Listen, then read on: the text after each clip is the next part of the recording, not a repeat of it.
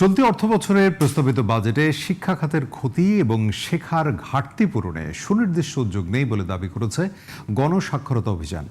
সকালে জাতীয় প্রেসক্লাবে এক সংবাদ ব্রিফিংয়ে বক্তারা বলেন, বরাদ্দ বাড়লে গুণগত মানোন্নয়ন এবং গবেষণায় কোনো জোর দেওয়া হয়নি। বিস্তারিত জানাবেন জান্নাতুল ফেরদৌসী। কেমন হলো শিক্ষা বাজেট, বাস্তবতা ও জনপ্রত্যাশা, এই শিরোনামে বুধবার জাতীয় প্রেস ক্লাবের আব্দুস সালাম হলে প্রেস ব্রিফিংয়ের আয়োজন করে গণসাক্ষরতা অভিযান, যেখানে শিক্ষা বাজেটের নানা ফাঁকফোকর আর সীমাবদ্ধতা তুলে ধরেন বিশেষজ্ঞরা।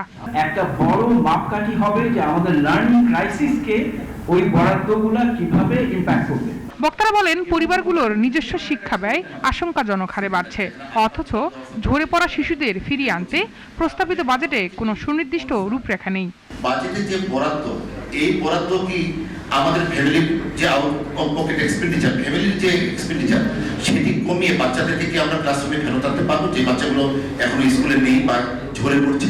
আমরা TV, digital skill, climate education, future workforce ডেভেলপমেন্টের জন্য আমরা লং রানে যাচ্ছি। একই সাথে ইনস্টিটিউটের অ্যানুয়াল এডুকেশন এক্সপেন্ডিচার ট্র্যাকিং, আমরা এই ট্র্যাকিংটাকে ইন্ট্রোডিউস করার কথা চাচ্ছি। তথ্যভিত্তিক শিক্ষার উপর জোর দিয়ে ডক্টর ফাহমিদা খাতুন বলেন, আঞ্চলিক বৈষম্য দূর করে প্রান্তিক, প্রতিবন্ধী ও আদিবাসী শিশুদের জন্য সমন্বিত ও কার্যকর বাস্তবায়ন পদ্ধতিতে যেতে হবে সরকারকে। যদি আপনি সুশাসনের সাথে অর্থ ব্যবহার করতে না পারবেন কিংবা যে ধরনের সংস্কারগুলি দরকার সেগুলি করতে না পারবেন, তখনই কিন্তু এই ধরনের শর্ত আসবে। তো সেই শর্তগুলি পরিপালন করা খুবই কিন্তু আমাদের জন্য কষ্টকর হবে যদি না আমরা সংস্কারগুলি করি। তো এই যে বাজেটের মধ্যে যে এই যে বাইরের থেকে নেওয়া হবে, এটা এত সহজ বিষয় না, সেখানে কিন্তু চ্যালেঞ্জ আছে, সেটার জন্য আমাদের প্রস্তুতি নিতে হবে। অনুষ্ঠানে রাশিদা কে চৌধুরী বলেন, পরীক্ষার ফি নির্ধারণের আগে অংশীজনদের সাথে আলাপ আলোচনা করা উচিত ছিল সরকারের। একটা জিনিস আপনারা হয়তো লক্ষ্য করেছেন, গবেষণার কোনো কিছু আমরা দেখিনি আসলে শিক্ষা বাজেটে। তাহলে গবেষণাটা কোথায় ব্যবহৃত হবে?